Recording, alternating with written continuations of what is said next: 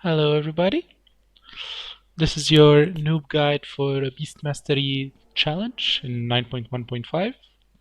So let's see the gear and the talents we used. For the gear, this is like a noob character, so I only have what's on him. Like some are from BFA, some from Legion, random stuff. However, this trinket proved to be pretty nice. Like if you wanna see here the damage. It did 4.1, like it's not nice, but it's good. And the other one did 4.9. Ah, actually they did lower than I thought. But they're pretty decent. Now for the talents, you want to use Animal Companion here. Do good damage. This one will give you Barb Shot to try to keep it up like as much as you can. You'll need a lot of healing, so definitely this one. Thrill of the Hunt, since you're gonna keep your Barber Shot a lot. On this row, like this is probably the one that's gonna be most useful in case you want to dodge something last second, or if your pet die and you want to kite a bit until he gets the aggro back. For the next talent, I played Stampede. I didn't try the others, but Stampede was pretty good to kill the ads pretty fast sometimes. And finally, Aspect of the Beast, I think it provides the most DPS. Now, what's important is at start, you want to start with like a Bloodlust pet to get a Bloodlust, and then dismiss it fast and change to a Spirit Beast, because Spirit Beast is gonna be very important.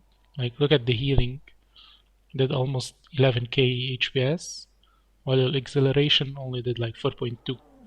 Or if you combine it, like that's overheal. But even if you combine it, like still the Spirit Man did much more. What I was doing, I have a macro, I will link it in the description, and you just set focus yourself and the healing goes like instantly to you, but you have to like stop your pet from healing. Now for the tactics, you'll want to start with Bloodlust, like a pet that can do Bloodlust, and immediately dismiss it to summon a Spirit Beast. Spirit Beast, as we like mentioned earlier, it is super important. You probably can't do the fight without it. First thing you need to worry out is the cast that he was doing, and it's imperative that you silence him or use Freezing Trap if you don't have your silence, because it's gonna do like 100% of your HP probably.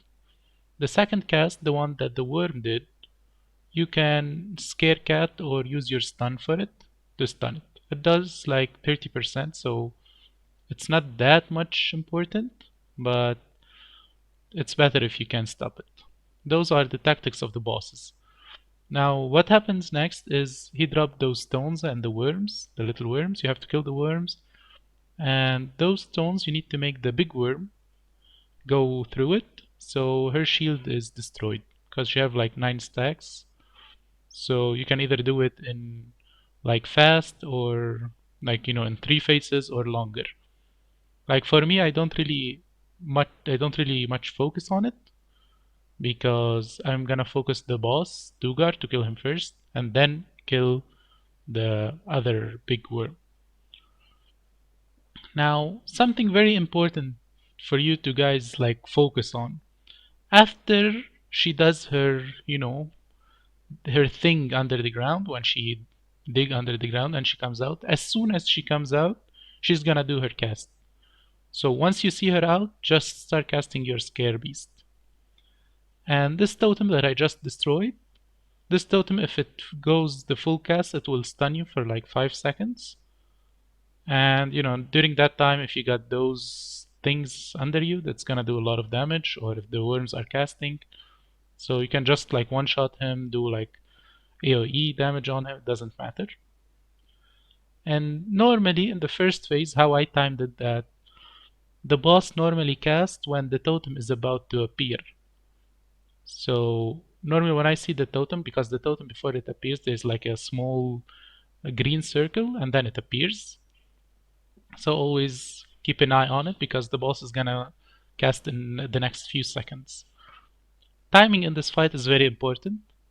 Like DPS isn't, because as you will see later that I have 0 DPS like for the later stages, and you can just ignore some mechanics. As you see here, the totem is gonna go up, and that's the cast. So that's how you time your stuff.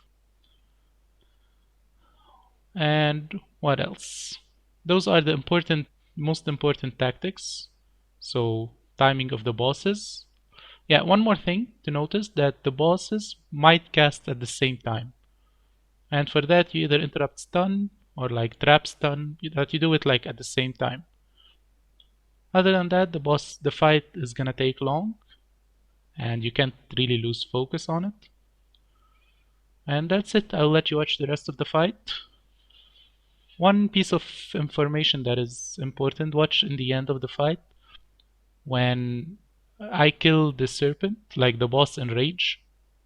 Some people prefer to kill like Dugar first and then kill the serpent, but personally I prefer to kill serpent first then Dugar, and I kept healing my pet. So if you want, like, what's most important is like watch in the end, because I have not I don't have enough DPS, and you guys will, like, if you're having troubles in the end, that will be very helpful. So yes, enjoy the fight, guys.